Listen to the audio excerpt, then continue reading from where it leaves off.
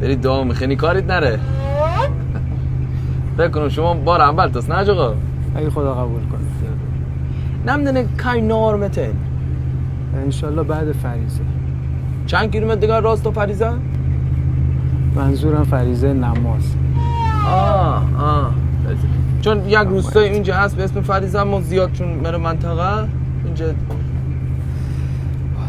دیر مثل ناره فرمانده میدونی فکر کنم زیاد کاربلد نیست. او صبحانه شو یک چندین نون بداین اصلا هیچ جای دل مار نگرفت.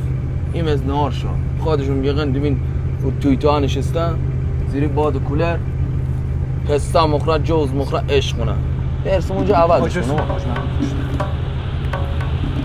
حاج محمود رسولم بگو. فرمانده فرمانده اتوبوس. بله 25 نفر. رسیدیم پایگاه صحبت می‌کنیم.